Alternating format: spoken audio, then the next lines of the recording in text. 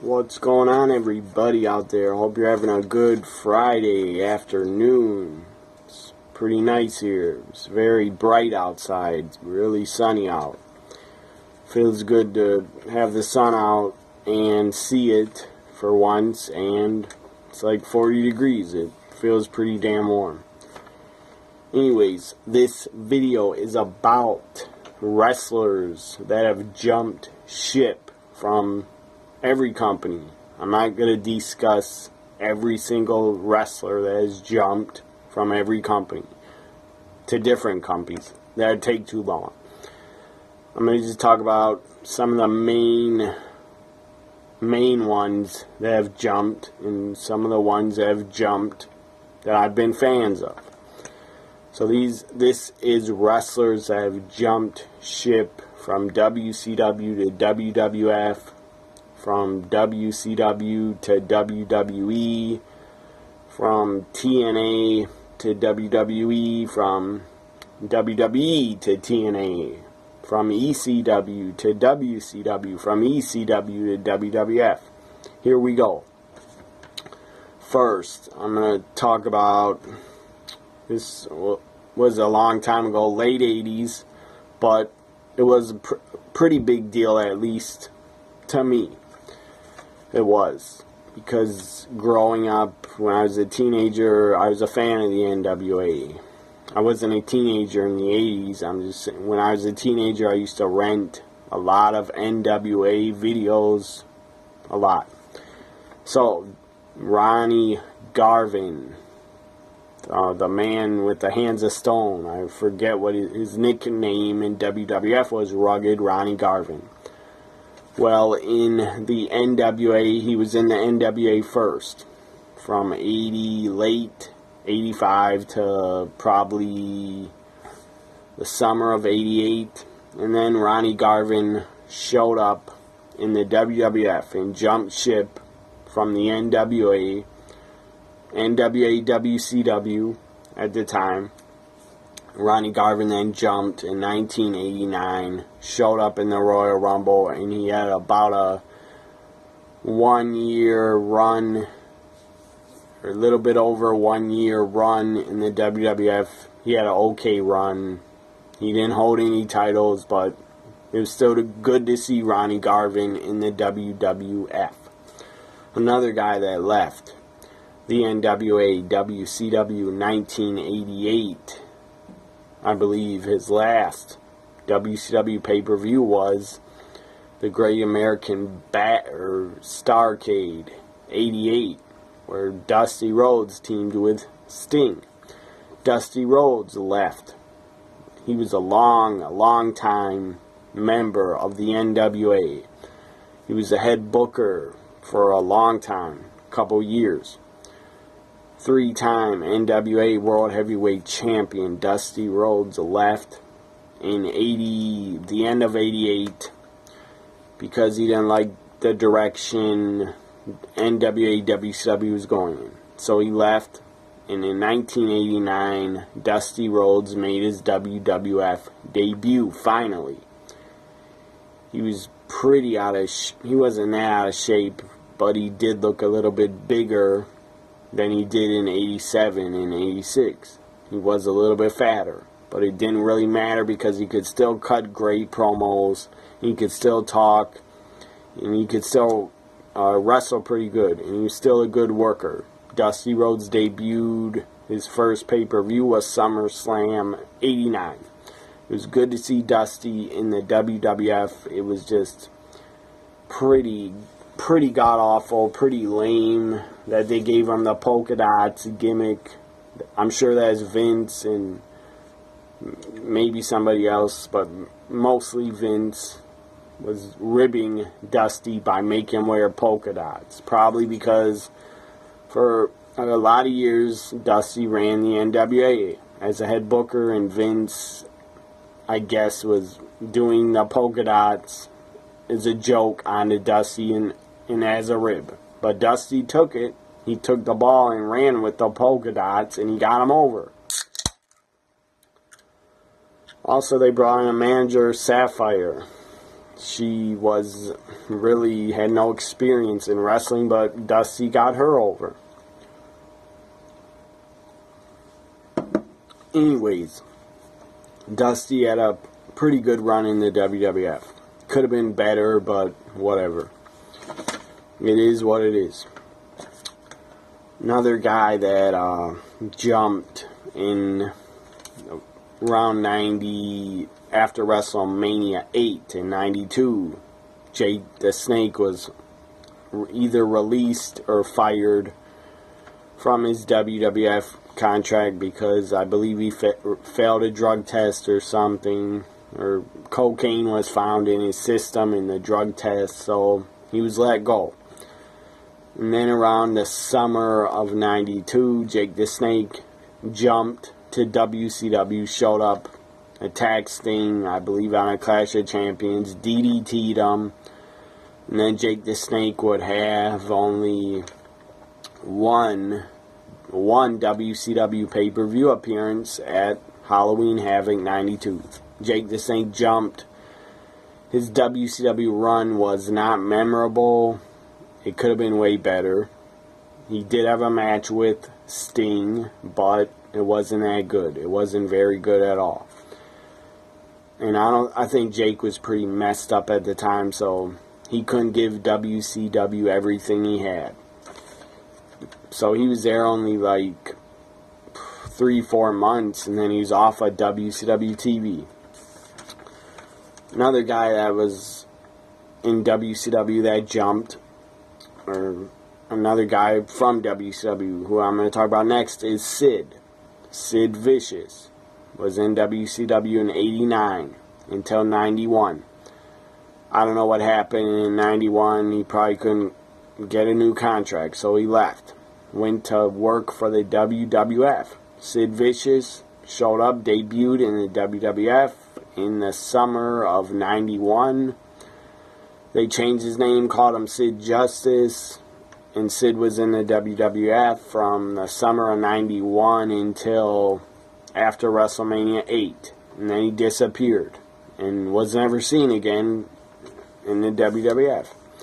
And then Sid went back, jumped from, was in WCW first, jumped to WWF in 91, went back to WCW in 93, and then, of course, he had the scissors and stabbing incident where him and Arn Anderson had a fight, I believe in Germany, in a hotel room, they got in a fight. Sid stabbed Arn with the scissors a whole bunch of times. It was a pretty bad scene. Anyway, Sid was fired. I believe he was fired by WCW in 93. So then he was gone. And then Sid came back to the WWF. From WCW, he came back in 95 for a short time with Shawn Michaels' bodyguard, and had a championship match with Diesel on the first In Your House. So then Sid left. In 95, he was gone after, or right after Survivor Series. I don't even think Sid appeared at Survivor Series, but he was supposed to be there. Anyways, he was on Raws before SummerSlam 95, but then Sid disappeared. Disappeared again. I don't know why. I heard that Sid loves playing softball. I'm not joking. And Sid would always leave companies because when the softball season would start up, I guess that is in the spring until the summer, or I don't know when it is. In the fall, I don't know. Maybe Sid lives in the South and he plays softball in the winters. I don't know. Anyways, Sid was always disappearing all the time because he wanted to play softball. That's just what I heard. That he was like obsessed with playing softball. So, Sid disappeared in 95, came back to the WWF in July 96, and stayed until King of the Ring 97 in June. in June of 97. So Sid was there about a full year, and then he disappeared. Left WWF. Sid then showed up in 99 in ECW for 5 months. He was in ECW. And then he left, went from ECW and jumped back to WCW for the 3rd time. I think Sid was there once, twice, 3 times. Or 3 or 4 times Sid was in WCW. 89, and he came back 93, and then he came back in 99. So Sid left WCW and came back twice.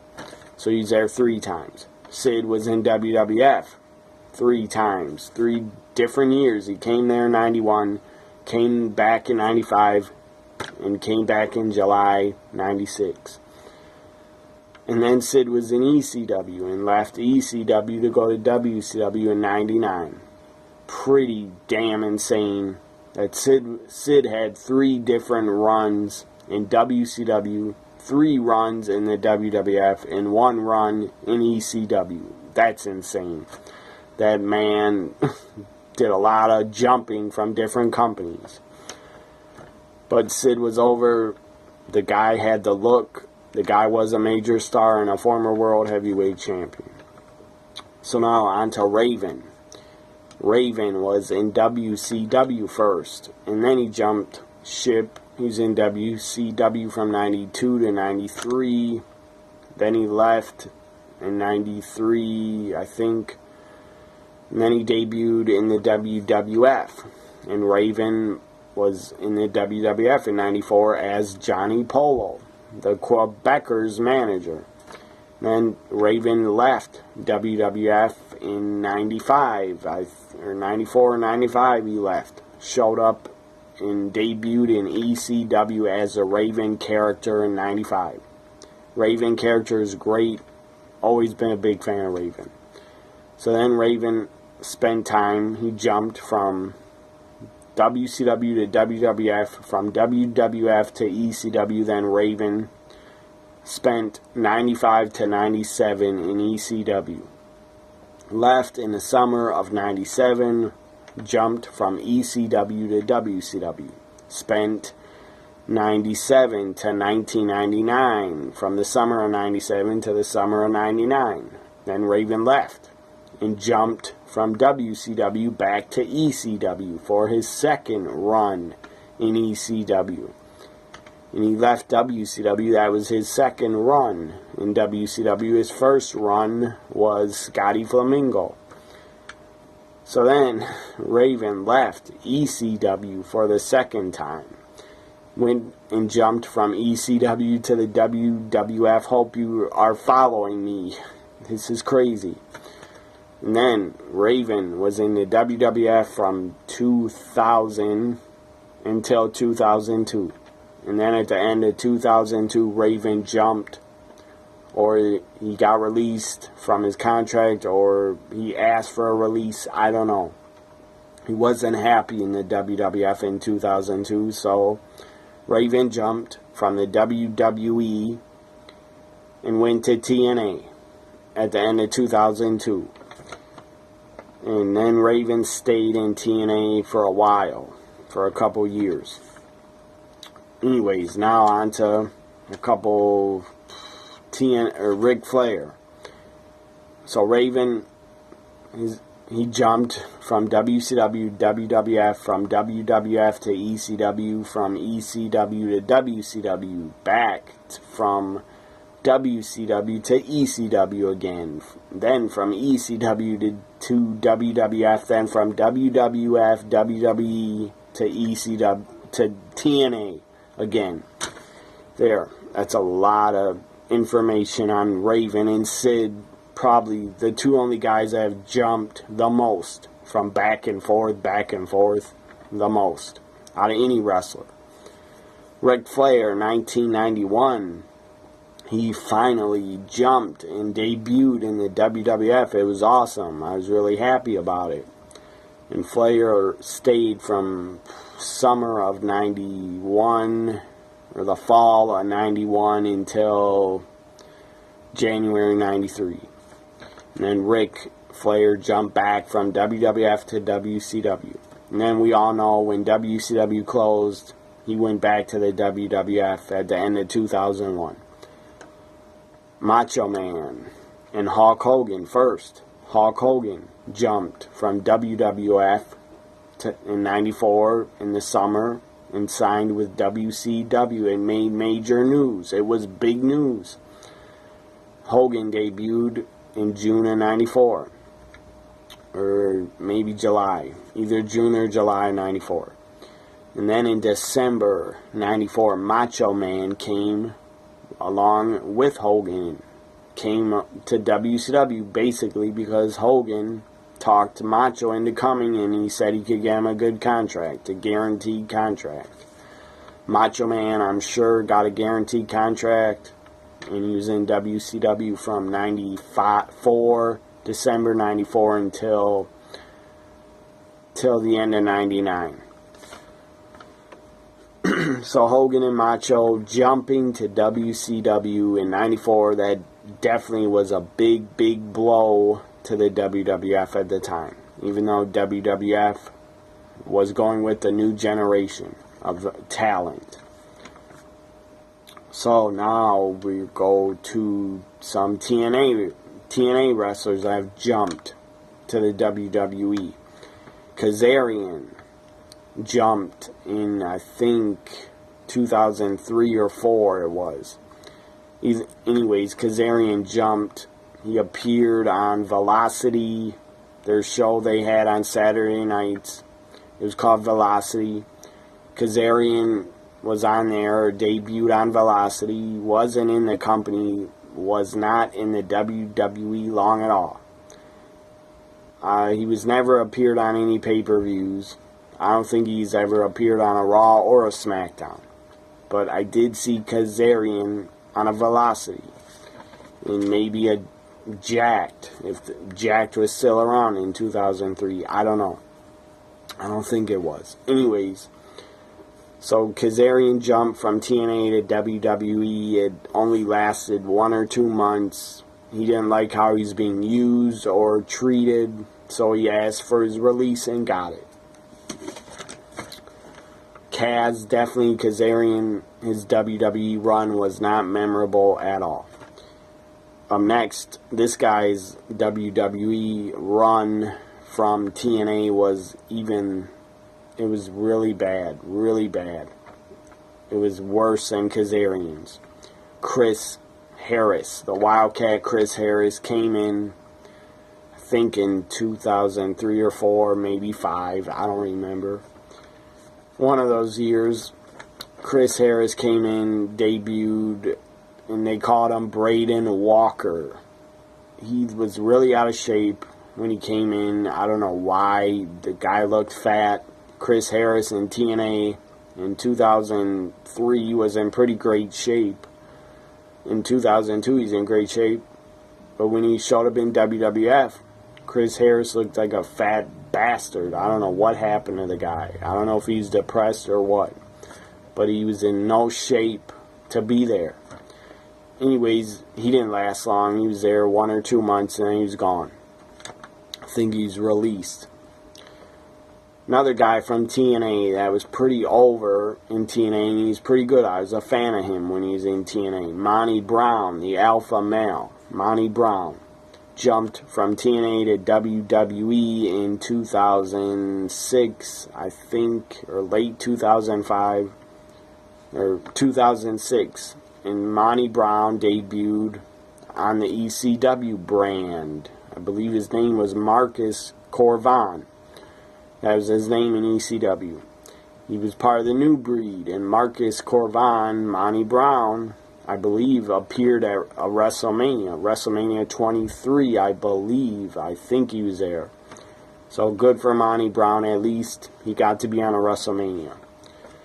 And I think he had to ask for his WWE release because I heard that Monty Brown, I don't know what happened to his sister, but She had a couple kids. She could not take care of them anymore. I don't know if his sister passed away. I don't know.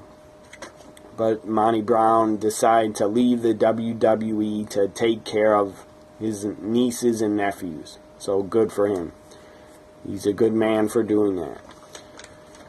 And Monty Brown is also was a former NFL player. He played for the Buffalo Bills and New England Patriots. So Monty Brown was a damn good athlete. He could have been an Intercontinental Champion, could have been a World Heavyweight Champion, could have been an ECW Champion in the WWE, but sadly he had to go because he had to take care of his family. I believe Monty Brown became his nieces and nephews' guardian, so good for him. Anyways, so that's 3 TNA guys right there that jumped. And the only guy out of those 3 that had any success was Monty Brown as Marcus Corvon. Now we go to talking about the Sandman. He jumped from ECW, where he was a 3-time ECW World Champion, an ECW TV Champion before, ECW Tag Champion before, Triple Crown winner in ECW. He jumped and went to WCW in 99, at the end of 98 into 99. I don't know when he made his debut. It might have been on Nitro in 99, or it was maybe on a pay-per-view. I do know that the Sandman's first pay-per-view was WCW Uncensored 99, where basically him, Raven, Bam Bam had a hardcore match, and it was basically ripping off ECW, and everything the Sandman, Raven, and Bam Bam did in ECW, they did in WCW, because WCW had no brains of their own to give the Sandman and Raven and Bam Bam anything else to do but a hardcore match. And hardcore matches on a Spring Stampede 99, Sandman took on Bam Bam. I mean, Sandman never ever fit, ever, in WCW. He just never fit. His character never fit. His cigarette, he couldn't even really smoke cigarettes. His cigarette smoking, Singapore cane swinging, beer drinking, Sandman, barroom brawler. He did not fit in WCW, period, at all. Ever. It was pretty sad to see the Sandman in WCW. It was pretty sad and stupid, because they didn't know what creative had nothing for him. They didn't know what to do with him, and they did nothing with him.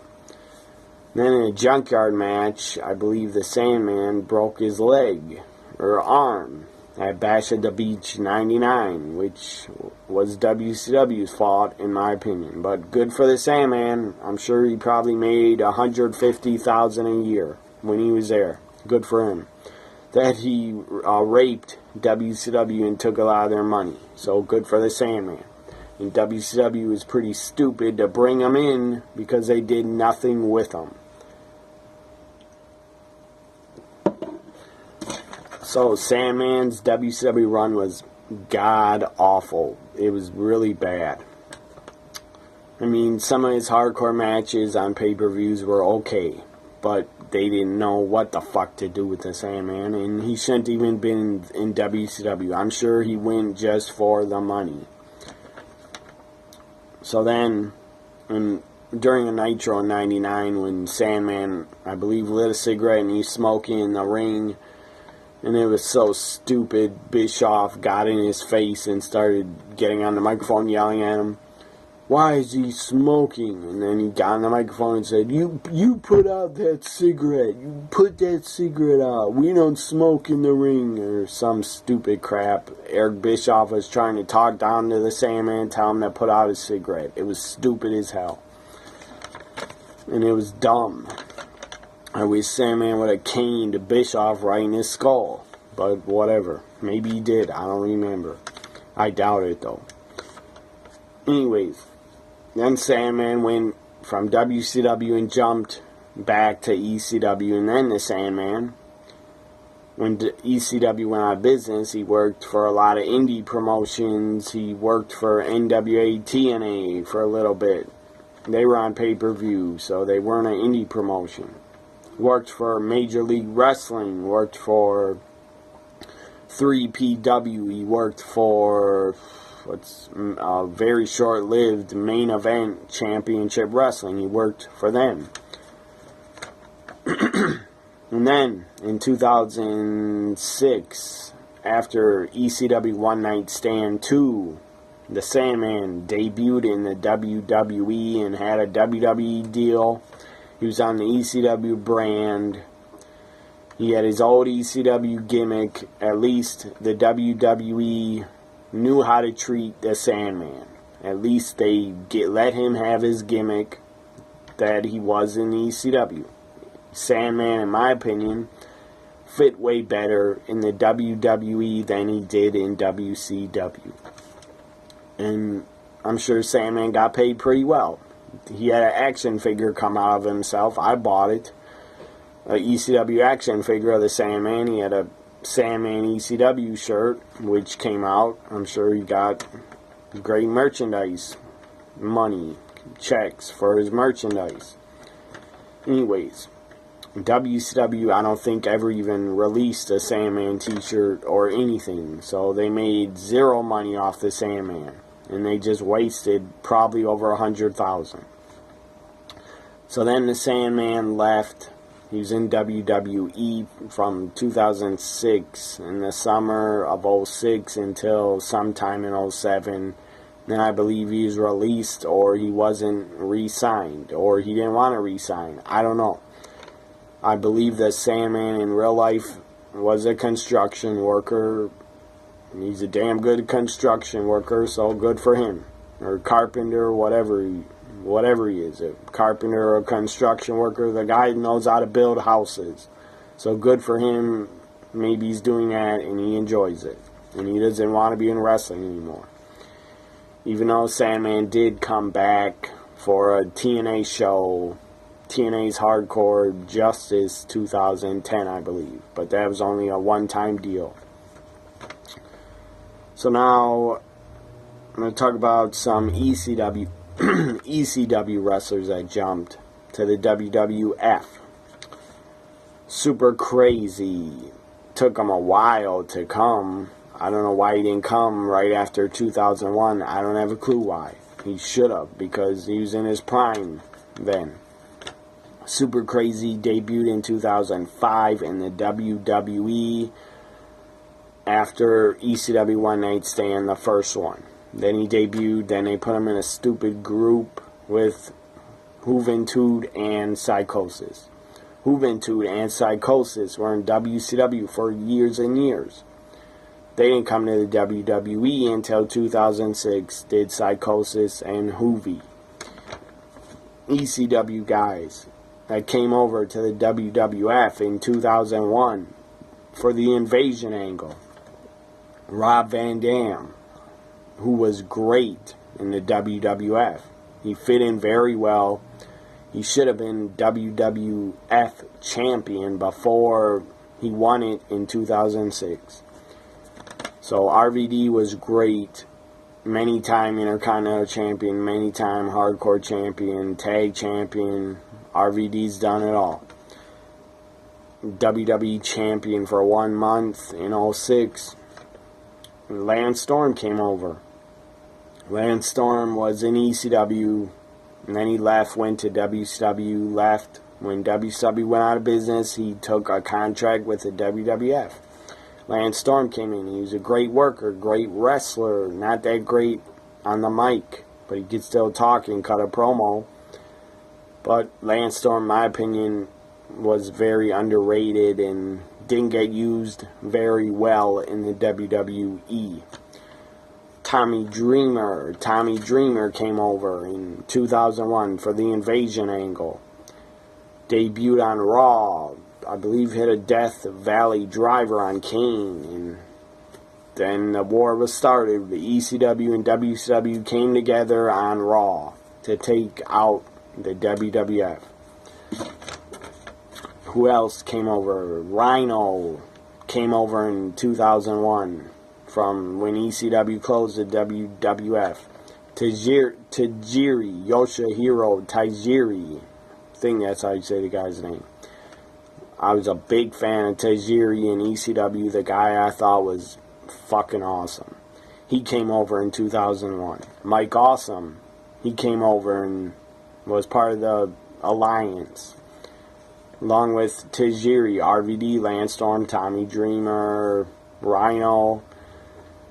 Spike Dudley debuted in 2001 in the WWF. He wasn't part of the Alliance, but he came over in 2001. Spike Dudley, I thought, was underrated. Pretty good wrestler when he could wrestle. When they let him wrestle in ECW. And Spike, he had a good career in the WWE. He was a Cruiserweight champion and a tag champion. Now I'm going to talk about, let's see, I'm done with all those guys. So now I'm going to talk about some guys that came over after 2002. Hulk Hogan, we all know, came back in 2002 with the NWO, Scott Hall, Kevin Nash, in February 2002. So they all came back to the WWF after being in WCW, and Scott Hall was there in 91 as a Diamond Stud. Then Scott Hall left, got super over with the Razor Ramon character in the WWF, left the WWF in 96, went to WCW, started the NWO, became Scott Hall. Then left, well, WCW was out of business, so Scott Hall was available to come back to the WWF in 2002. Kevin Nash also, he was in WCW in 91, and he had the baddest, worst gimmicks ever in Vinny Vegas, Oz, and the Master Blaster, god-awful gimmicks. Thank God Kevin Nash went to WWF and became Diesel, because at least he got over as Diesel. And then he went to WCW as Kevin Nash, part of the NWO, the outsider that was invading with Scott Hall. So then Kevin, I believe his contract was up with AOL Time Warner. 2002, Kevin Nash was able to come back. And then he tore his quad in a Raw match in the summer of 2002, right before King of the Ring. 2002, Kevin Nash tore his quad by just walking in the main event of a Raw. I believe it was an 8-man tag. He was just walking towards, or might have been jogging towards one of the wrestlers in the ring, and he tore his quad. And then he fell down screaming. It was pretty sad. So, more guys that came after Hogan, Hall, and Nash. Scott Steiner came in 2002, debuted at Survivor Series. Got a huge pop, huge reaction, but it went nowhere because his championship feud with Triple H in 2003 was god-awful. It was shit. It was probably the worst World Heavyweight Championship matches I've ever seen. Triple H could not carry Steiner. Not even Triple H. Great worker. He couldn't even carry Scott Steiner. And Scott Steiner came in. The guy had an injured ankle. Probably had an injured back. But he still came in. I mean, I don't understand why he got such a huge reaction. And then after the Survivor Series, Scott Steiner went downhill in the WWE. The guy was never... I mean, they tried to push him, but he failed. In my opinion, he failed and did not get over and did not deliver in the WWE. Scott Steiner should have came, if he would have jumped, he should have jumped from WCW in 99 to WWF. That's when he was in his prime more, and he wasn't as injured because his body was beaten to shit in 2003. So Scott Steiner didn't last that long. I think he signed a 1-year contract, or they might even released him or maybe he asked for his release, I don't know. But after June or July or August 2003, Scott Steiner was gone out of the WWE. So he didn't even last or maybe lasted a year. I don't know. Goldberg came in 2003. And I was pretty excited about it. I wasn't a huge fan of Goldberg. I was more of a fan of Stone Cold. But Goldberg came in 2003. I was excited because it meant we were going to see some new matches, some new feuds. And Goldberg came in, debuted at Backlash 2003, worked with The Rock. That was a good start to Goldberg's WWE career. He worked with the great one, The Rock. Defeated The Rock and had a pretty good match with The Rock. I'm sure that's thanks to The Rock because he was a great worker. He carried Goldberg. And Goldberg was probably also pretty nervous, it being his first pay-per-view in the WWE. And then Goldberg went on to feud with Chris Jericho, which was pretty good. They had one pay-per-view match at Bad Blood 2003. It was pretty good. And then Goldberg went to feud with Triple H in the summer of 03. Kind of got buried at SummerSlam. Did not win the title. Won the title at Unforgiven 03. And then Goldberg only would be World Heavyweight Champion for 3 months. And then he lost at Armageddon 03. So Goldberg's career in the WWE was this.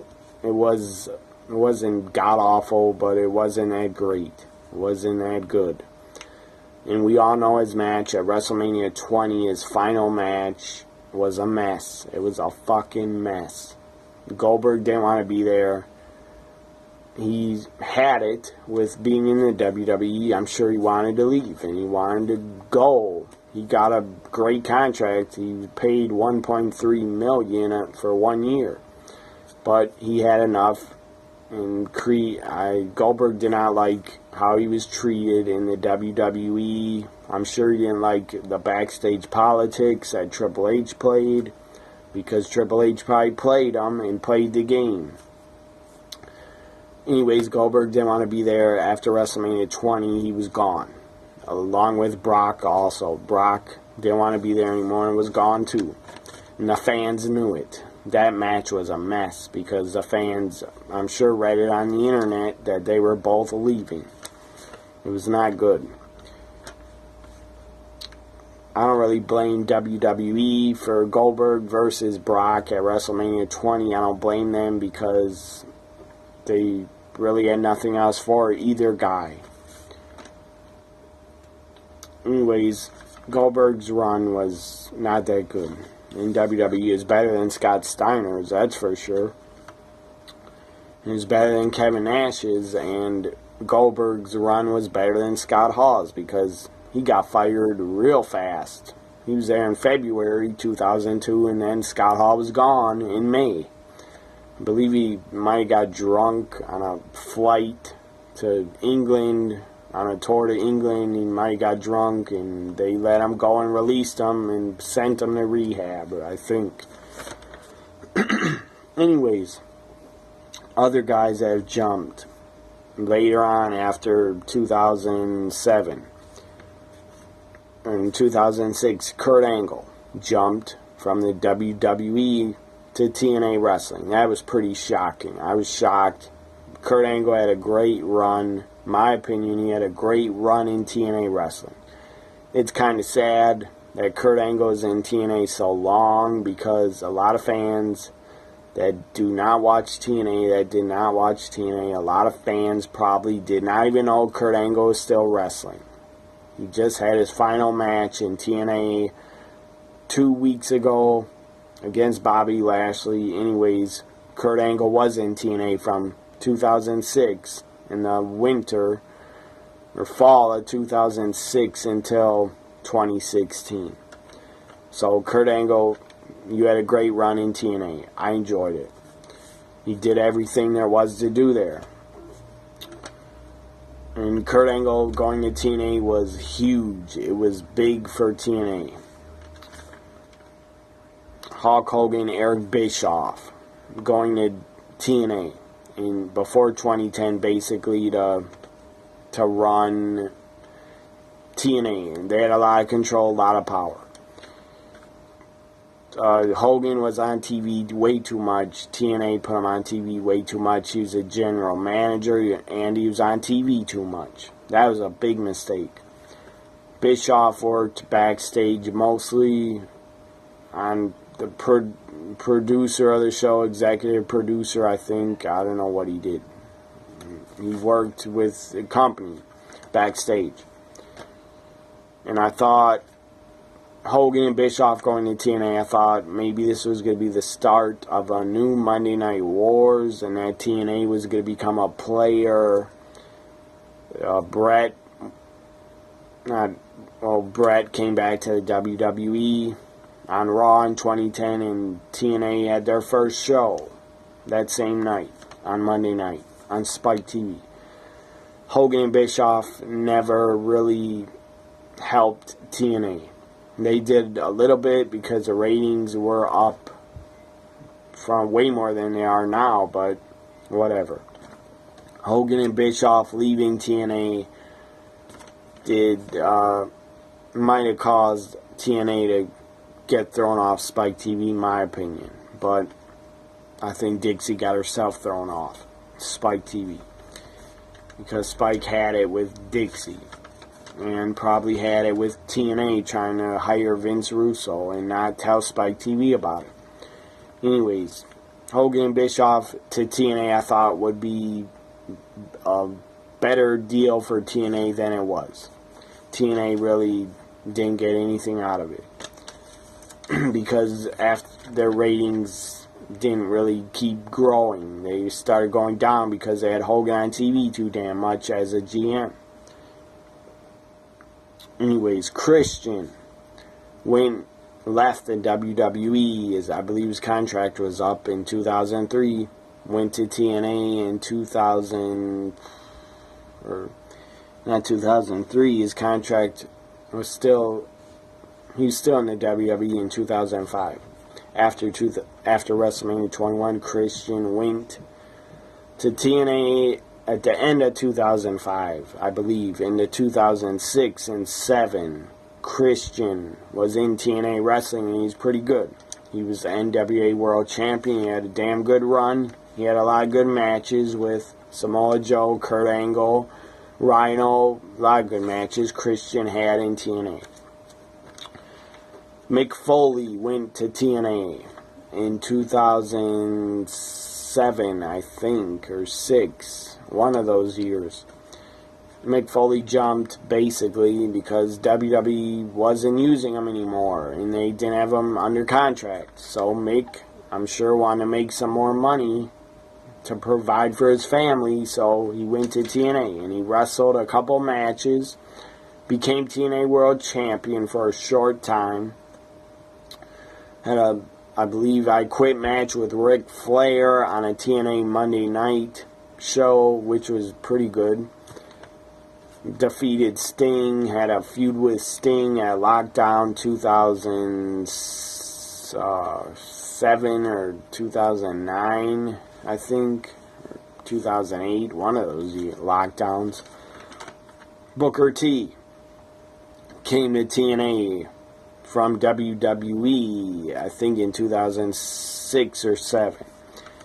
Joined the Main Event Mafia, did not stay in TNA for very long, and Booker T, in my opinion, his matches, it looked like he didn't want to be in TNA. In my opinion, looked like he did not want to even be there. Kevin Nash went to TNA in 2000. He was there a long time. He was there in 2004 for a short time. Then he came back 2005. He's there in 6, 7, 8, 9, 2010, I believe. So Kevin Nash was in TNA for a long time, couple years. Did some okay work. Was joined the Main Event Mafia. That was good stuff. and Kevin Nash, I believe, held the TNA Legends title and might have held the tag titles. And then Scott Steiner came to TNA, and I didn't give a fuck about him going to TNA. I didn't care about Scott Steiner in 2006 or 7 in TNA wrestling. Scott Steiner sucked when he was in TNA. And he sucked when he came to the WWE, in my opinion, because he was so broken down and injured. He was probably so broken down because of all the fucking steroids he took. It was obvious Scott Steiner's on steroids. He had to be. He fucking had to be on steroids. His fucking biceps were larger than my head. It was insane how Scott Steiner just... I don't know how his fucking muscles grew so much, but that guy was juicing. He had to be on the fucking roids. He had to be on the steroids in 98, 99, 2000. Even when he came to WWE, 2002, 2003, Scott Steiner had to be on steroids or HGH, my opinion. There's no way that was natural. His muscles were not natural. No fucking way in hell Scott Steiner had to be on steroids. I'm not a fan of Scott Steiner. Not a fan of when he fucking shoots his mouth off at people nowadays. And last year, Scott Steiner is a fucking idiot. He's a stupid, stupid man. Anyways, hope you enjoyed my show. Wrestlers that have jumped from WCW to WWF, from ECW to TNA, and all the companies I just announced. A lot of wrestlers have been back and forth, jumping ship a lot. Hope you enjoyed it. Bye for now, everybody. Sorry I went 46 minutes, but I had a lot of guys to talk about. Hope you enjoyed it. Have a good Friday night. Bye for now.